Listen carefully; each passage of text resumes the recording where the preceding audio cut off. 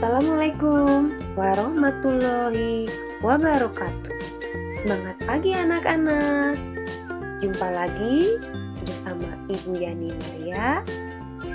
Kali ini kita akan belajar tentang hewan vertebrata dan avertebrata.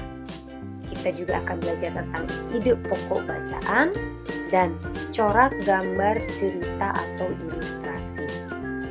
Kalian tahu tidak hewan yang termasuk vertebrata dan avertebrata? Banyak hewan-hewan yang kita lihat. Apakah kalian dapat membedakan hewan-hewan tersebut? Apakah hewan tersebut termasuk vertebrata atau termasuk avertebrata? Bagaimana membedakannya? Tentu saja kita harus mengetahui ciri atau karakteristik dari hewan vertebrata dan avertebrata untuk bisa membedakannya.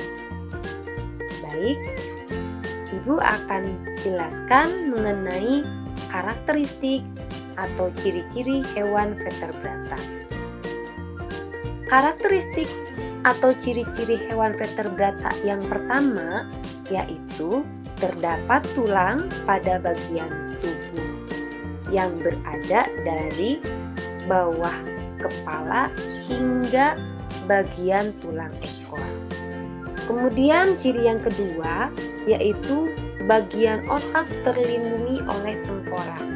Ciri yang ketiga, hewan vertebrata memiliki tubuh simetris bilateral.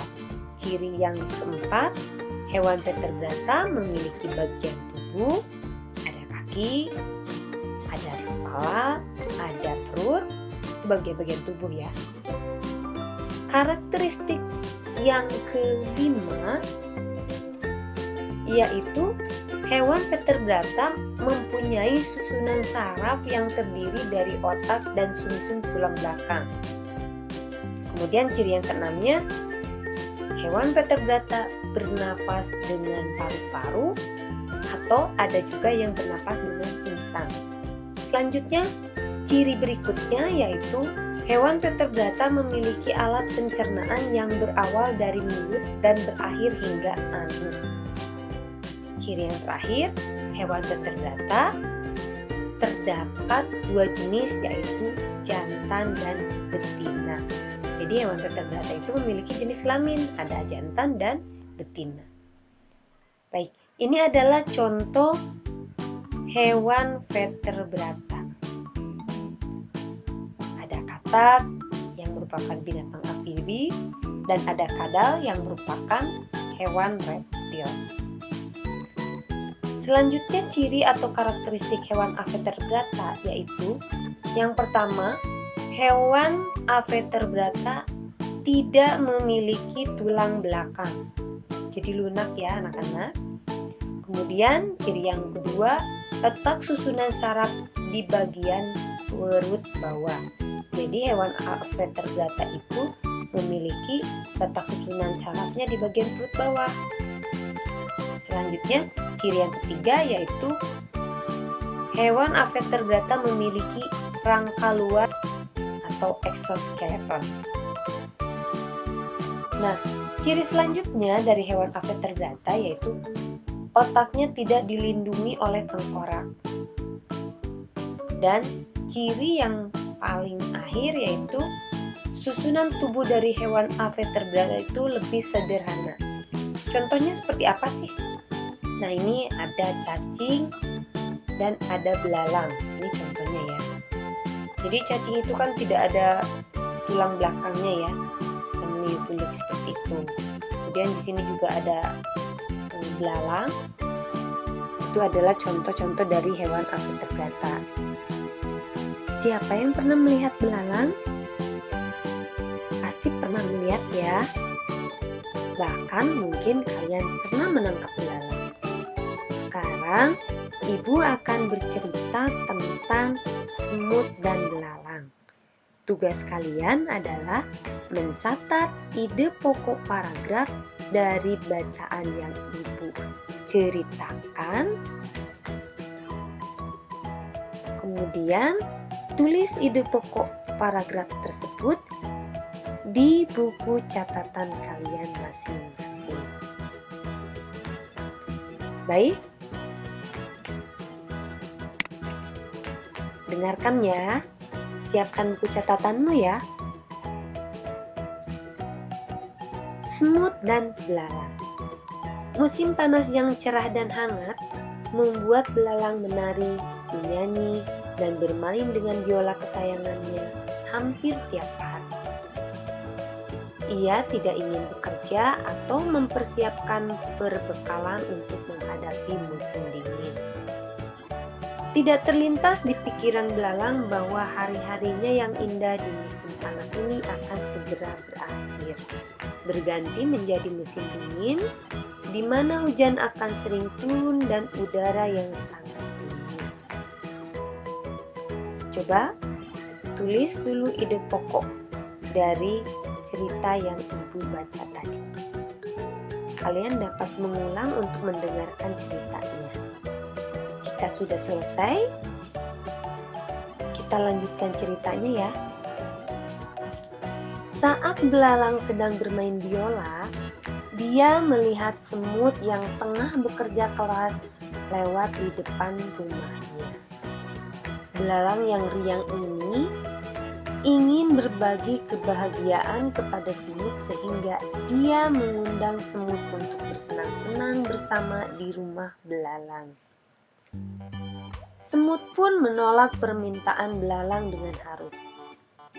Maaf, saya masih harus bekerja keras agar musim dingin saya memiliki cadangan makanan dan tempat tinggal yang lebih hangat. Belalang pun menanggapi penolakan yang dilakukan semut. Berhentilah memikirkan terlalu banyak hal. Mari kita bernyanyi dan menari bersama saja, agar perasaanmu lebih baik. Ayolah kita menikmati hidup kita. Setelah mendengarkan kata-kata tersebut, si semut tetap bijaksana dan tidak mengindahkan ajakan si belalang. Ia pun pamit pulang. Ayo, apa ide pokok dari bacaan yang Ibu ceritakan tadi? Itu paragraf yang kedua ya. Ulang kembali, dengarkan ceritanya jika kalian belum yakin apa ide pokok dari paragraf tersebut. Kita lanjutkan ya. Siapa sangka musim panas berakhir lebih cepat dari biasanya. Belalang yang sehari-harinya selalu bergembira, kini panik bukan main. Ia tidak punya tempat tinggal yang layak dan persediaan makanannya sudah habis. Dengan langkah gontai, si belalang menuju rumah semut. Dia memohon kepada semut agar diberikan makanan dan diperbolehkan tinggal di rumah semut. Mendengar permohonan itu, semut menjawab, "Maaf, tapi saya tidak bisa membantu karena rumah saya terlalu sempit untuk Anda, dan jumlah persediaan makanan yang ada hanya cukup untuk saya sekeluarga." Belalang akhirnya pergi dengan rasa penyesalan dan kesedihan. Dalam hatinya, dia berkata, "Seandainya aku mengikuti kebiasaan semut untuk bekerja keras, pasti sekarang aku sudah kenyang dan bisa tidur nyenyak di rumah." Ya, anak-anak, apa ide pokok dari bacaan yang terakhir tadi? Tuliskan di buku catatanmu, dan jika kalian belum menemukannya, ulang kembali cerita yang Ibu bacakan tadi. Bagaimana? Sudah selesai? Baiklah. Kita akan membahasnya tentang ide pokok bacaan. Pada bacaan semut dan belalang, ide pokok paragraf ke-1 yaitu musim panas yang cerah dan hangat membuat belalang menari, menyanyi, dan bermain dengan biola kesayangannya hampir setiap hari. Itu ide pokok dari paragraf 1. Ada yang menjawab benar? Bagus, kalian pintar ya. Nah, sekarang ide pokok paragraf kedua, yaitu saat belalang sedang bermain biola, dia melihat semut yang tengah bekerja keras lewat di depan rumahnya. Siapa yang jawabannya sama dengan ibu? Baik, hebat sekali. Selanjutnya ide pokok paragraf ketiga, yaitu musim panas berakhir lebih cepat dari biasanya. Jadi musim panas berakhir lebih cepat dari biasanya. Siapa yang benar semuanya? Hebat. Kalian memang pintar. Kita lanjutkan ya. Sekarang kita akan belajar tentang gambar corak atau ilustrasi. Ilustrasi merupakan seni membuat gambar yang berfungsi memperjelas dan menerangkan naskah. Jenis ilustrasi diantaranya adalah gambar realis. Nah, ini gambar realis itu adalah gambar yang berusaha menampilkan objek suatu karya sebagaimana tampil dalam kehidupan sehari-hari tanpa tambahan atau interpretasi tertentu. Contohnya ini gambar pemandangan.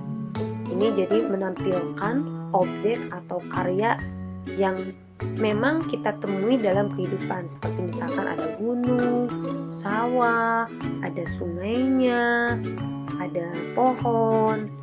Itu tidak ditambah-tambah. Itu adalah gambar realis atau lebih seperti nyata. Selanjutnya ada gambar karikatur, artinya menambahkan isi atau menambahkan muatan secara berlebihan.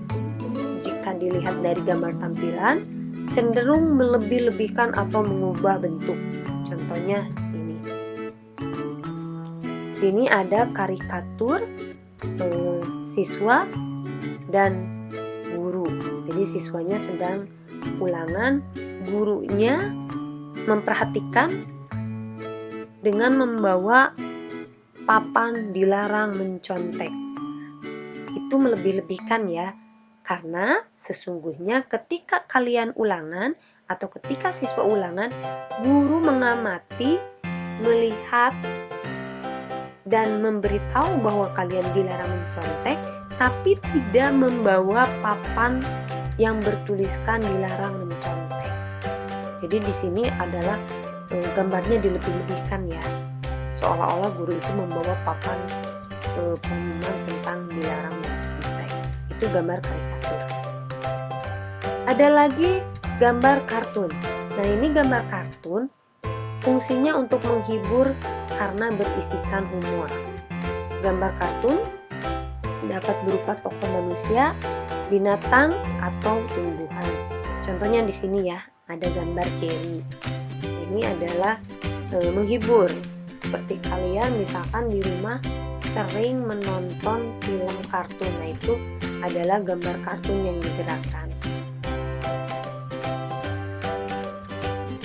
Ada juga gambar dekoratif. Gambar dekoratif ini coraknya sering ditemukan dalam rumah dan diwujudkan dengan cara mengubah bentuk yang ada di alam tanpa meninggalkan ciri khasnya. Di sini contohnya ada gambar kupu-kupu. Nah, ini kupu-kupu ini ada di alam, tapi bentuk kupu-kupu yang sebetulnya dan warnanya pun tidak seperti gambar ini. Kalau di sini dalam gambar dekoratif, ini sayap-sayapnya dilukis seolah-olah antara kanan dan kiri itu terlihat sama dan simetris. Jadi diubah bentuknya, coraknya juga kita mungkin belum pernah melihat ada kupu-kupu yang bercorak seperti ini. Nah, ini karena ini diubah coraknya. tapi tidak meninggalkan ciri khasnya, yaitu di mana kupu-kupu mempunyai 2 sayap dan 2 antena. Seperti itu ya. Bagaimana? Kalian sudah paham kan mengenai perbedaan hewan vertebrata dan avertebrata, kemudian juga bagaimana cara mencari ide pokok bacaan, dan tentang jenis-jenis gambar ilustrasi. Sebagai penutup, Ibu akan meminta kalian untuk mengerjakan soal-soal berikut ini. Nah, di sini ada gambar katak dan cacing. Tugas kalian adalah menemukan perbedaannya berdasarkan karakteristik hewan tersebut. Jadi, kalau katak itu seperti apa? Kalau cacing itu seperti apa? Nah, tadi untuk mengisinya kalian bisa memutar kembali videonya agar kalian bisa menjawab tentang perbedaan atau karakteristik dari hewan vertebrata dan avertebrata. Yang kedua, nah di sini ada pertanyaan. Di bawah ini yang tidak ada kaitannya dengan kalimat utama dalam paragraf adalah A. Penjelas, B. Gagasan pokok, C. Rima, D. Kalimat topik. Pilih salah satu ya. Soal yang ketiga yaitu adalah buatlah satu buah gambar dekoratif. Jadi tugas kalian adalah membuat gambar. Jadi pilih salah satu yang menurut kalian lebih mudah untuk digambar. Boleh gambar dekoratif, boleh gambar kartun, boleh gambar realis, atau boleh gambar karikatur. Baik anak-anak, selamat mengerjakan dan jangan lupa nanti bukunya kumpulkan kepada guru kalian. Sampai di sini dulu pelajaran hari ini. Sampai jumpa pada pembelajaran berikutnya. Assalamualaikum warahmatullahi wabarakatuh.